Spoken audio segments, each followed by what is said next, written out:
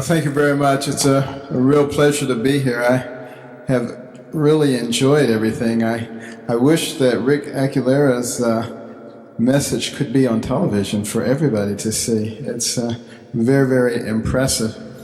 But I've decided to entitle my talk this evening, Frontal Lobes.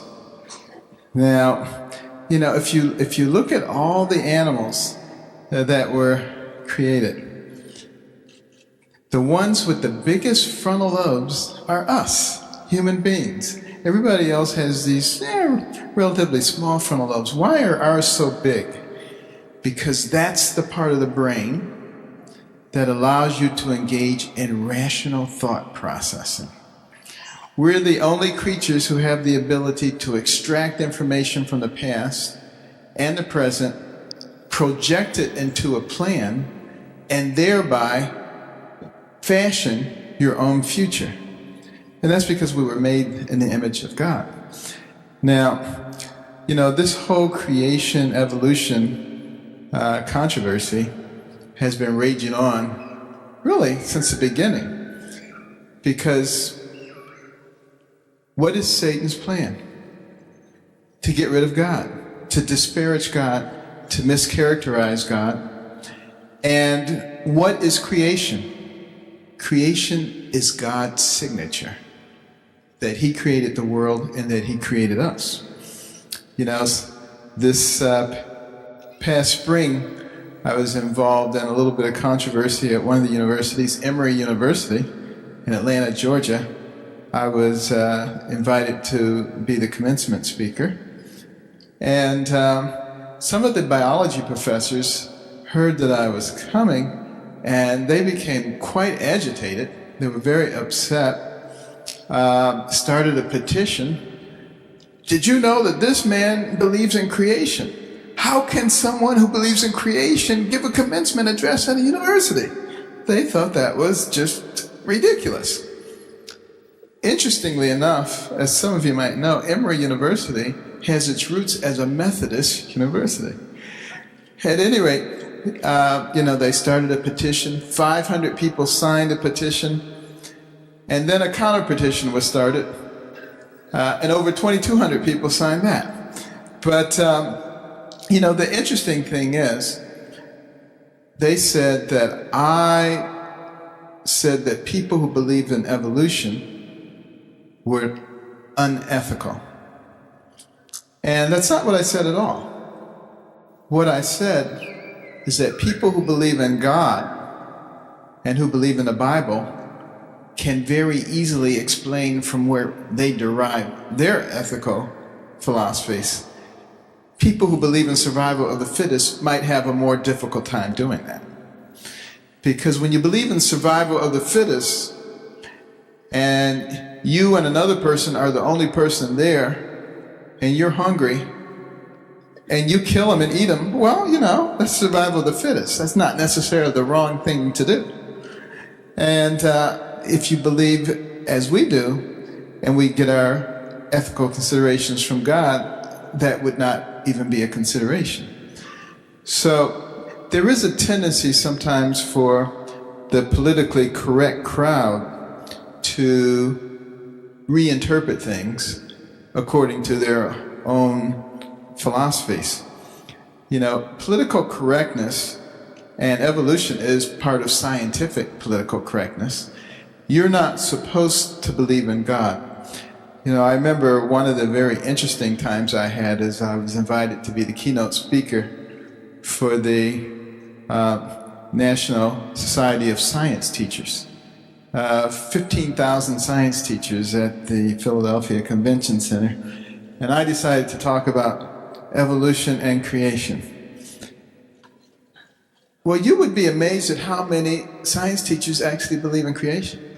Many of them actually, I got so many letters and emails who said, you know, this is what I believe too, but I'm just afraid to say it.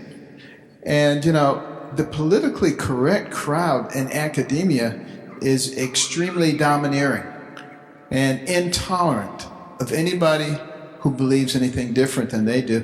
And if you're a young assistant professor at a major university and you're trying to be promoted and you indicate that you believe in creation, you're in big trouble.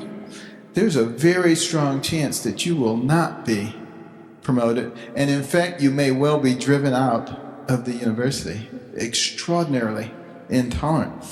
And that's one of the things about PC, and it's one of the reasons that I rail against political correctness so much. People just listen for things that they can be critical of. I remember once I was talking to an audience about the difference between a human brain and a dog's brain. And a man got offended. He said, "You can't talk about dogs like that." People just, they grab onto things and, they start saying, no. I was talking to a group about how the fashion industry has gotten the young ladies to think they're supposed to be so skinny they look like they escaped from a concentration camp. And a Jewish man got offended. He said, "You can't mention concentration camps. That's way too sensitive. It would be as if I said something to you about slavery." And I said, "You can talk about slavery all you want. It doesn't bother me." But, some people just seize upon things and then they can't hear anything else. And, they try to create a big deal out of it. And really, that's what PC does. And if you really stop and think about the founding of this nation, many people came here from other parts of the world because they were trying to escape from people who told them what they could think and what they could say. And here we come reintroducing it through the back door, and it's every bit as malignant as before.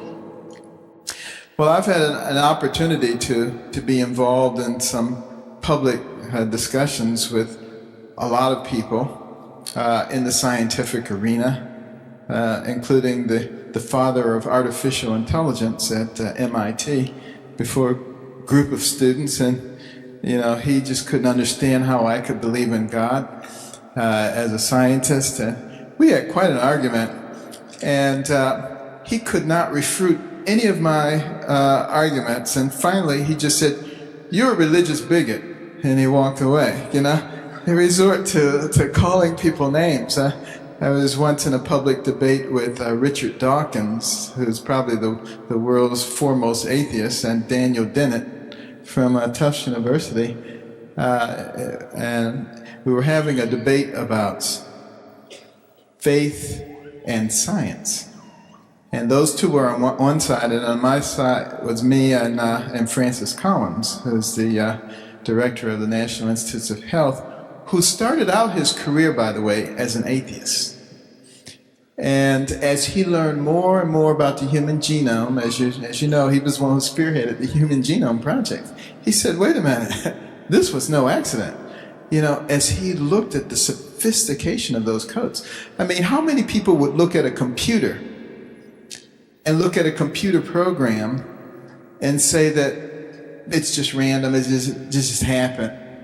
And yet, you take a program like C++, and a series of zeros and ones can create all kinds of sophisticated commands that a computer can execute.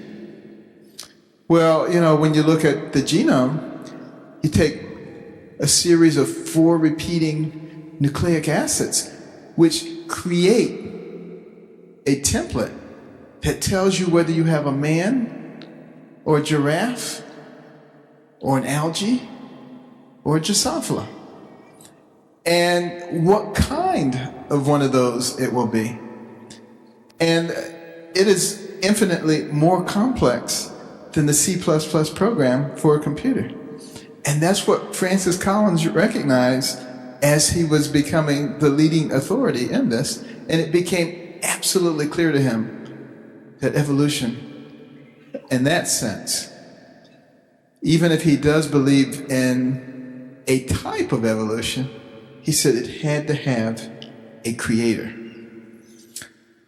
And interestingly enough, Daniel Dennett and Richard Dawkins, they were just outraged that Francis Collins and myself believed in God. And they said, you can't be a real scientist and believe in that. If you believe in God, you believe in the flying spaghetti monster. They were throwing out all these disparaging remarks. And at the end of the discussion, I said, "You've convinced me of one thing, and that is I came from God and you came from a monkey. At which time the audience exploded, and that was the end of the conversation. But I also had an opportunity to have a debate publicly with Don Johanson, the famous archaeologist who discovered Lucy. He's an anthropologist, the so-called missing link. And, he shows this all over the world, this little skull with a protruding mandible and a receding forehead. And I said, I'm a neurosurgeon. And I operate on a lot of people who have, deformed skulls and things. And, eventually they die and they get buried. And years later, somebody like you comes along and finds their skull and said they found a missing link, He didn't appreciate that. But I said, why is there just one of them? Why isn't there a whole colony of them? How can you dig up this one little thing and then extrapolate? And that's what those who are creationists tend to do, make these gigantic extrapolations without real evidence of what's going on. But I think perhaps the most important evidence for the existence of God is what happens in our own lives, our own personal experience with God. There is nothing in any book or any university that compares with your own personal experience. I remember some years ago I was asked if I would come to South Africa to head up a team in an attempt to separate type 2 vertical craniopagus twins. Siamese twins joined at the top of the head facing in opposite directions. And there have been 13 attempts to separate twins like that before, none of which had been successful. So I knew it was going to be a great medical challenge. It was going to be, a big social challenge too, because the operation was going to be done at the Medical University of South Africa at Medinsa, the major black teaching hospital, always the stepchild throughout apartheid and the post-apartheid period. This was going to be their chance to stand shoulder to shoulder with Cape Town, Johannesburg, all the other great universities. And I wasn't ready for all that social pressure, and I said, Lord, you're going to have to show me something here. And as I studied the anatomy, it became clear to me that the common drainage system that they shared was narrow centrally.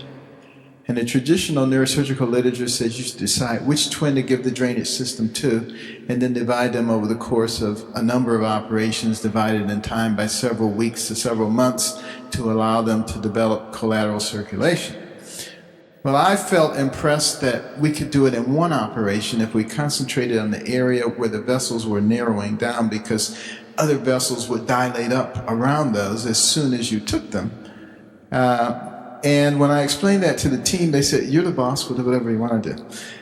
And I remember going to that operating room 2 days before New Year's of '98, big sign over the operating room, God bless Joseph and Luca Banda. And they were having song service and prayer service, and I was thrilled. And I said, can we bring in a stereo system to play inspirational music?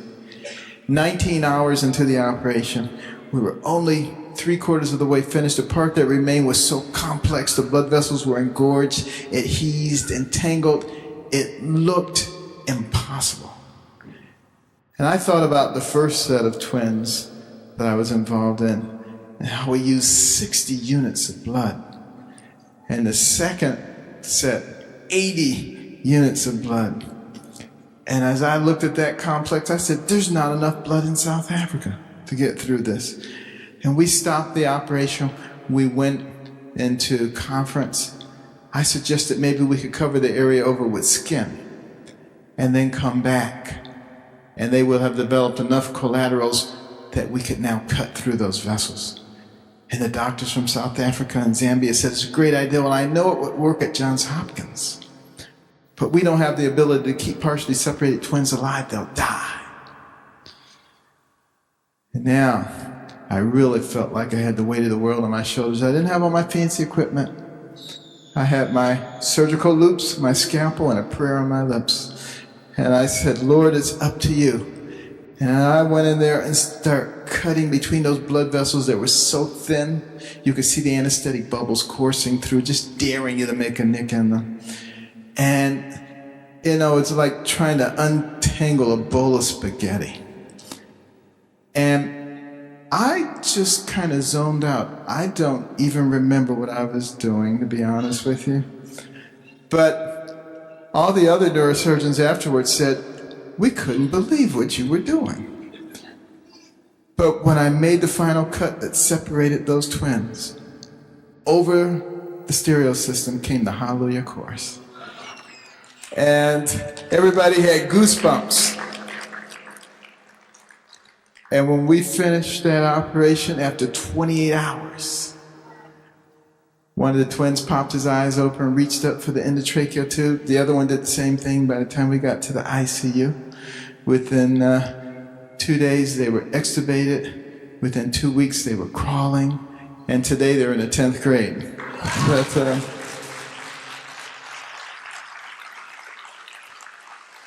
and interestingly enough, the operation required 3 units of blood. So that's what happens when God takes over. And see, I know that because I was there. And I saw those vessels. And I said, oh my, there is no way in the world. And yet, he did it. And it's the first time twins like that have ever been separated and remained intact neurologically. So, that kind of experience is very hard to find in a textbook or any other place except in your own personal lives. But we all have experiences like that. And that's what faith is made of. We have to think about those experiences that occur in our lives. I remember another time when we had built the home that we thought was our final home in Howard County. And then all the farmers around there started selling their property and putting all these developments in. And we said, oh gosh, we need to move. So we bought a farm with lots of acreage so that could never happen again. But the problem was we couldn't sell our other house. And I said, Lord, I pay my tithe. And, I do all this stuff. So how come we can't sell this house? Every time we would get a contract on it and it looked promising, and then it would fall through. For 5 years. It stayed on the market for 5 years. And it was during the time when the housing bubble was going on. Houses were being bought and sold like crazy. The prices were escalating. I have a very good friend. He's a real estate developer. He develops real estate all over the country. And he was trying to find a piece of real estate for me to invest in that would be perfect, that I wouldn't have to invest any time in, that would provide a good income. And he looked for years, and he couldn't find a perfect thing. And then another friend told me about something called a 1031 exchange, where if you sell a piece of property and you get excess profit from it, and you can roll it over into another property within 45 days of the time that you sell it, then you don't have to pay excessive taxes on it. Well, wouldn't you know, he found the perfect property just after I found out about the 1031 exchange, and within 45 days, the house sold for more than twice as much as we had put it on the market for before. So there I was sitting there accusing God of not blessing me, when in fact he was blessing me far beyond what I thought. And it's those kinds of personal experiences that I think make all the difference in the world. But why is it that people try so hard to get rid of God? You go back to the very first chapter in the Bible. And, I'm not a hard and fast person who says the earth is only 6,000 years old. But I do believe in the six-day creation. And because, it says in the beginning, God created heaven and earth. Doesn't say when he created them except for in the beginning. So the earth could have been here for a long time before he started creating things on it. But when he did start doing that, he made it very specifically clear to us. The evening and the morning were the next day. Because he knew that people would come along and try to say that, oh, it was millions and millions of years. And then what else did he say in the very first chapter? That each thing brought forth after its own kind. Because he knew people would come along and say, this changed into that, and this changed into that, and this changed into that. So at the very beginning of the Bible, he puts that to rest. And, as was pointed out already tonight, people try to disparage the Bible, say that these things are not true, these are fanciful tales. And yet, there's abundant evidence, geological evidence, that there was a worldwide flood. Go up to the Andes Mountains and see all those fossils on the top of those mountains. I mean, these things, when you talk to the evolutionists about them, they always say the same thing. Well, we don't understand everything. And I just say, I'm not sure you understand anything. They look at all those layers, and then they find some fossils in one of the layers, and they says, this fossil is this many years old because it's in this layer. So that means this fossil is like 1 million years old. And then later on they say, well, this layer is 1 million years old because this fossil, which is 1 million years old, is in it. That's like saying, the sky can be red or blue. And you say, well, the sky is blue. And you say, why is it blue? Because it's not red. Well, why is it not red? Because it's blue. That's known as circular reasoning. That's how they explain the age of all these things. It's very circular reasoning, and really it has no real scientific validity. But the real linchpin of evolution is natural selection. And of course, that's a term coined by Charles Darwin. And many people don't know this, but Charles Darwin actually started out in a seminary to become a man of the cloth.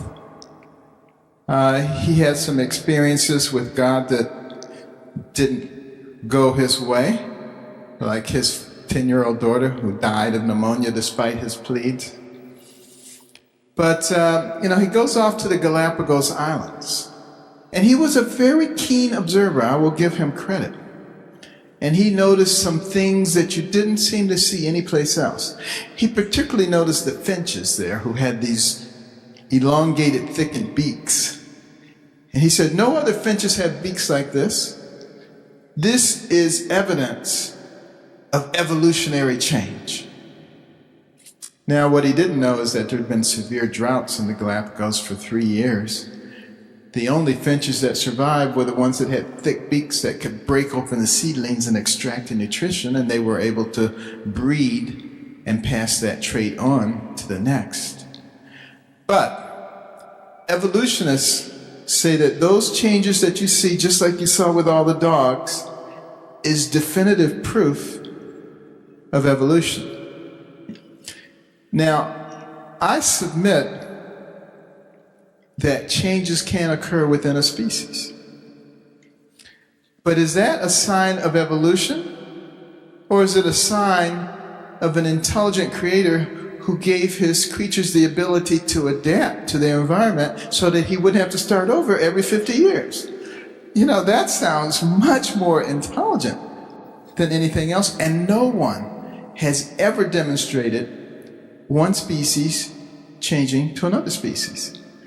And, this should be, if it's true, a continual evolving. So we should be able to find intermediate species at any given point in time. And we should be able to find how they line up. Darwin said his whole theory depended on the fossil remains. And he said we should be able to line up from a single cell organism to man several miles long and just walk right down the fossil trail and see how everything evolved. And he said the only reason they didn't have the fossils is because they were not geologically sophisticated enough, but that we would be in 50 to 100 years. Well, that was 150 years ago. We still haven't found them. Where are they? Where are the fossil remains? But when you ask the evolutionists about that, they say, I don't know where they are. They're somewhere. We just haven't found them yet. You know, that's a pretty lame excuse, to be honest with you.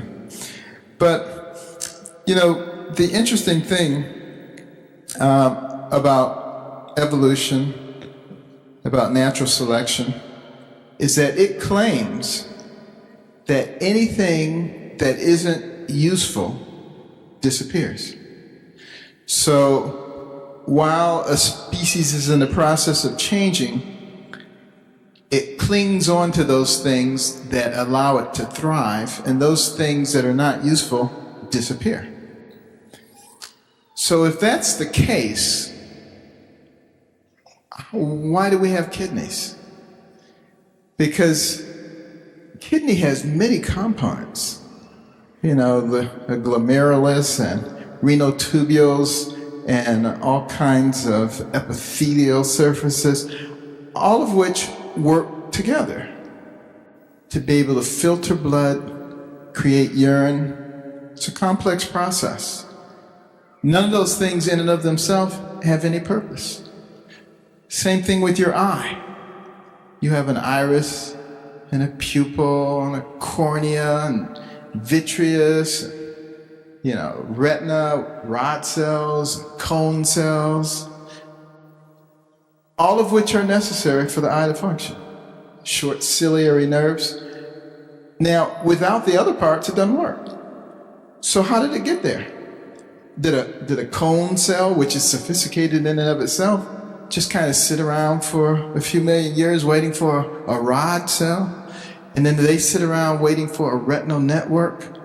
You know, according to the theory, it had to go and there was an eyeball overnight, just like that, because it wouldn't work in any other way.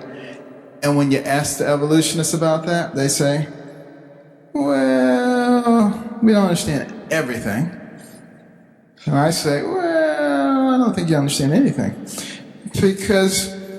Because then you go to the brain. I mean, the human brain, the most sophisticated organ system in the universe. Billions and billions of neurons, hundreds of billions of interconnections. It remembers every single thing you have ever seen. Every single thing you have ever heard can process more than 2 million bits of information in 1 second. I mean, it is unbelievable. Some people say, well, you shouldn't learn this, you shouldn't learn this because you'll overload your brain. Have you ever heard anybody say that? Now, what a bunch of nonsense that is. Do you know your brain, and this is a conservative estimate, could take in one new fact every second for over 3 million years before you begin to challenge its capacity. So don't let anybody tell you that you can overload your brain. And that's our brains in their degenerated state. Can you imagine what they were like before? Unbelievable, because we're made in the image of God. How many people here remember your birthday? Okay, I think it's unanimous. What did your brain have to do for you to respond to that question? Well, first of all, the sound waves had to leave my lips, travel through the air, enter your external auditory meatus, travel down to your tympanic membrane, set up a vibratory force, which traveled across the ossicles of the middle ear to the over and round window, setting a vibratory force in the inner lip, which mechanically distorted the microcilia, converting mechanical energy to electrical energy, which traveled across the cochlear nerve to the cochlear nucleus at the pontomedullary junction, from there to the superior olivary nucleus, sitting bilaterally at the brainstem to the laminiskis, to the inferior colliculus, and the medial geniculate nuclei, across the thalamic radiations to the posterior temporal lobes, beginning the auditory process, processing. From there to the frontal lobes, coming down the tract of Victor's jury, retrieving the memory from the medial hippocampal structure of the memory bodies back to the frontal lobes to start the motor response at the bed cell level, coming down the corticospinal tract, across the internal capsule into the cerebral peduncle, descending down to the cervical medullary decussation, into the spinal chord gray matter, synapsing there, going out to the neuromuscular junction, stimulating the nerve and the muscle. So you can raise your hand.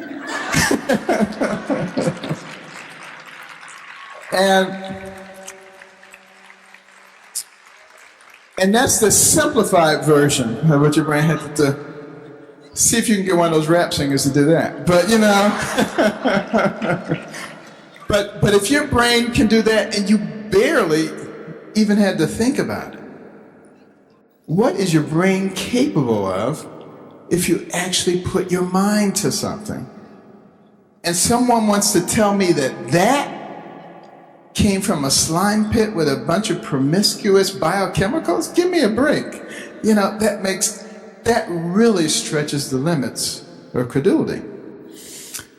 Well, now what about the Big Bang theory? I find the Big Bang really quite fascinating. I mean, here you have all these highfalutin scientists, and they're saying that there was this gigantic explosion and everything came into perfect order. Now, these are the same scientists who go around touting the second law of thermodynamics, which is entropy, which says that things move toward a state of disorganization. So now you're going to have this big explosion and everything becomes perfectly organized. And when you ask them about it, they say, well, we can explain this based on probability theory, because if there's enough big explosions over a long enough period of time, over billions and billions of years, one of them will be the perfect explosion. And I say, so what you're telling me is if I blow a hurricane through a junkyard enough times, over billions and billions of years, eventually after one of those hurricanes, there'll be a 747 fully loaded and ready to fly.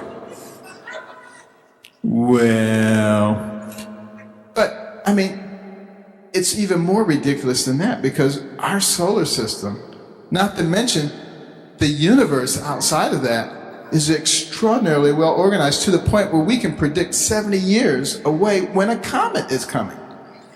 Now, that type of organization to just come out of an explosion, I mean, you want to talk about fairy tales, that is amazing. And then even if you want to use their own scientific theories, you know, you've got this mass spinning and then it explodes. In physics, we have something we call angular momentum, and it is preserved. So it should be preserved in any orbit of anything that is affected by gravity around a planet, which means everything has to traverse in the same direction. Well, it doesn't. There are many planets that have satellites and moons that go in opposite directions. So that doesn't work with angular momentum. And there are a whole series of things. What about all the debris from the billions and billions of explosions that were not perfect? Where's that? I mean, we should have been bombarded constantly by all this debris coming down. We're not seeing it. So, you know, there's a lot of things there that really require an enormous amount of faith. And really what it boils down to is, where do you want to put your faith? In man or in God? Which one makes more sense? And I constantly say, you know, I'm a person of limited faith. I really don't have enough faith to believe that stuff that they say. I mean, that is really beyond belief in terms of the number of coincidences that have to occur and the number of things that have to violate even their own principles in order for it to work. And then here's what's also fascinating.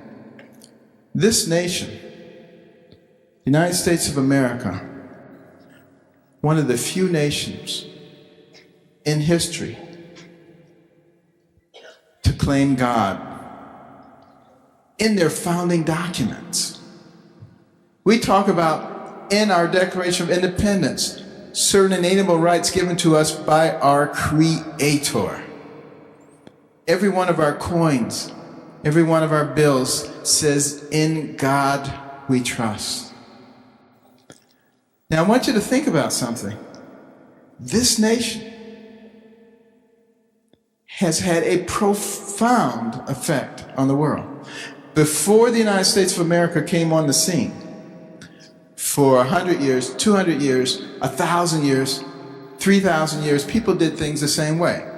Crops ready, you put them on the cart, hooked up your mules, took them into town, sowed the crop. Within 200 years of the advent of this nation, which believed in God, men were walking on the moon.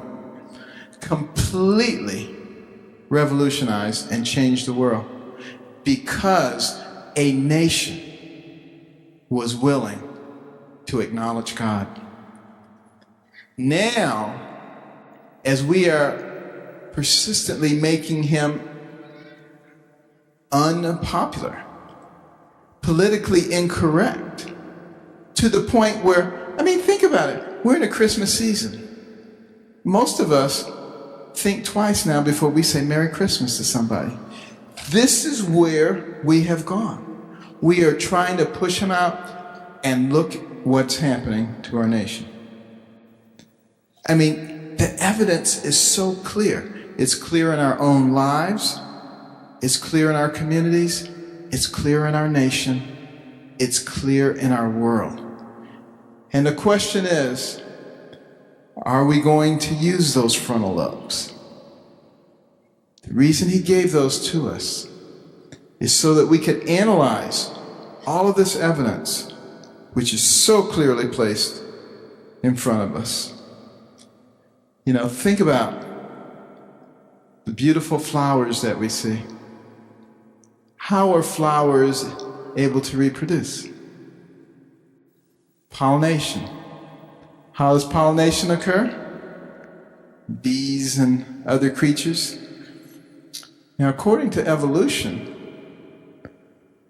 plants came along before the bees. So, how do plants reproduce? And what about animals? And what about people and their reproduction? It was a wonderful thing that God gave us. Men are attracted to women, women are attracted to men. Although that's changing in this society. But anyway, that was the way it was supposed to be, okay? And it was a beautiful thing. But according to evolutionary model, we really came from an amoeba. And amoebas, they just split, and then there's two amoebas. So it seems to me like, according to the evolutionary model, you do things that are efficient. So rather than going out and looking for a mate, you would just divide, and there'd be two of you. And that'd be pretty horrible in some cases. But, things are supposed to work in an efficient way. So according to the evolutionary model, we would be less pugilistic, and we'd be much more logical, we'd be much more creative, we wouldn't be going around fighting each other and cutting off people's heads anymore, because that stuff would have been extinguished, and we would have evolved into something much better. According to the creation model, in which we have an adversary, it's very easy to explain. Why people act that way is because they have choice and because there is an adversary out there. So again, these are things where we're using that logic. We're looking at the two different points of view. How are things done? And we are the ones who get to make the choice. But I think the most powerful evidence is the fact that we are creative. The fact that we are compassionate. And the fact that we can manifest love. Where did that come from? In the evolutionary model. Why is it somebody's drowning? For the most part, you're not just going to walk by. You're going to try to throw them something. If you can swim, you're going to jump in and save. That doesn't work in the evolutionary model. Because the evolutionary model says survival of the fittest. You would just say, do that and just keep walking. Now, some people do that. But, most people, they see somebody struggling, there's something inside of them that says, help. That makes no sense whatsoever in the evolutionary model. So we should be extraordinarily thankful for the example that has been given to us, for the fact that the creator of the universe, think about that power. Think about the expanse of the universe. It's mind-boggling whenever I start studying, the cosmos, and realize how tiny and insignificant we are, and yet that he would send his only begotten Son to this place and all this magnitude, that the individual who created all this was willing to be spat upon, humiliated and crucified, tormented, because he loved us that much.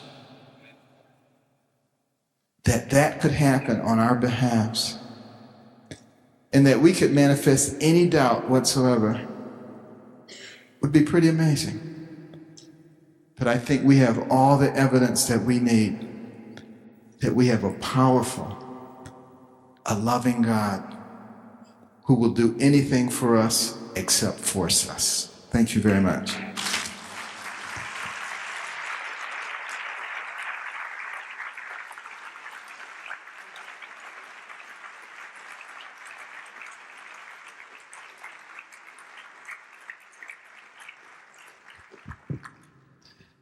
We have time for a few questions. If you have questions for Dr. Carson, we'd like to entertain a question or two, speaking to the issue of creation. Does anyone have a question they'd like to ask? Yes, young man.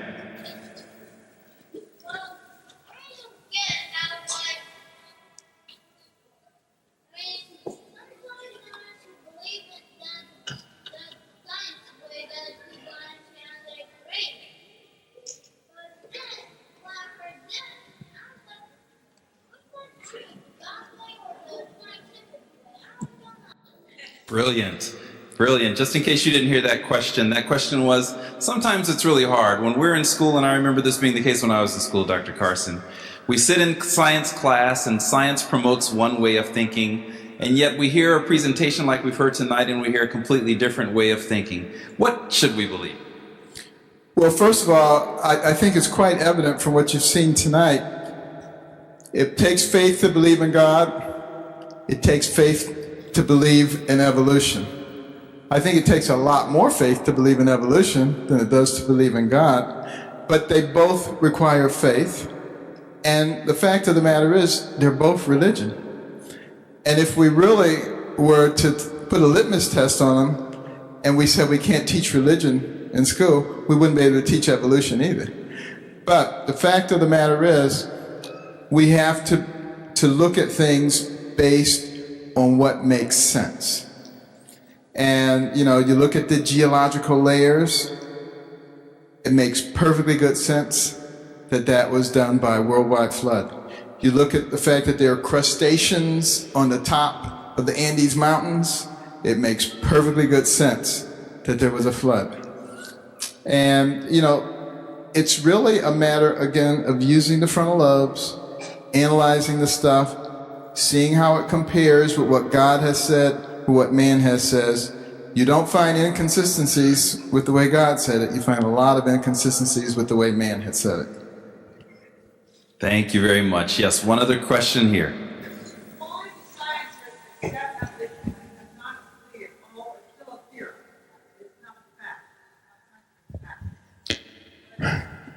Well, again, interestingly enough, this is a relatively modern science concept.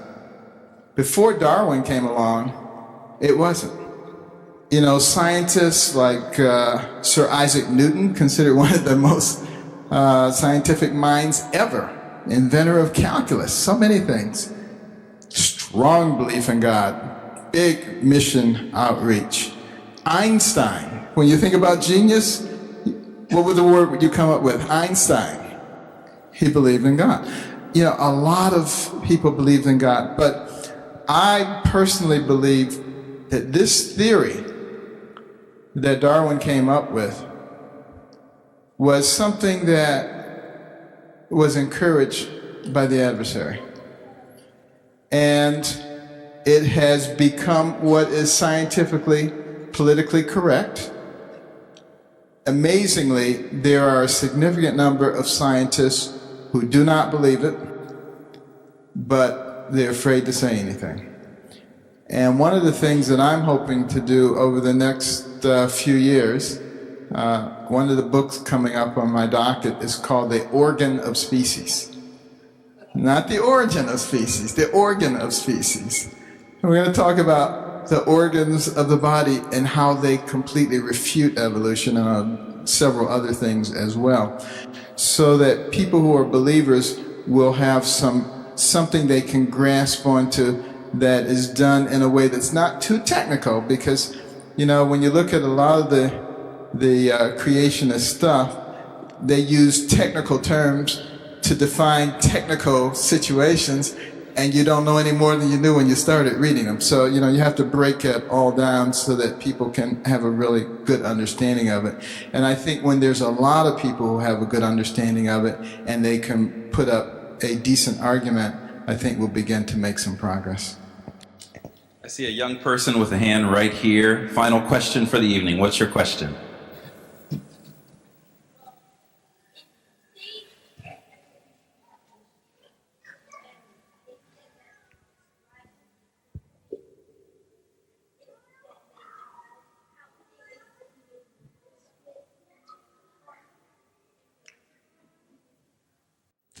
Did you hear that question? Repeat it. Can you say it one more time, nice and strong?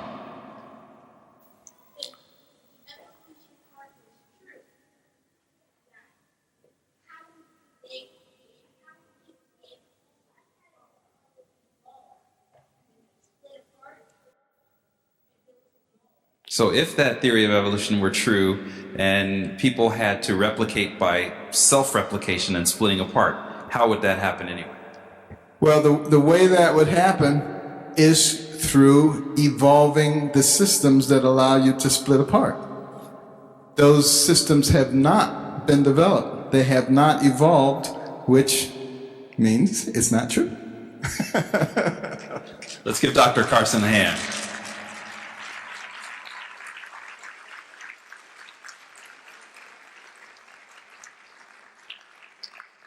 With this presentation, we bring to a close our celebration of creation. And why do we have a celebration of creation? Because we believe that there's immense value in understanding our Creator. Our prayer for you is that you would develop a relationship with your Creator, to know your Creator more deeply. And through that creation and through that relationship, find hope for the future and hope that will extend into eternity.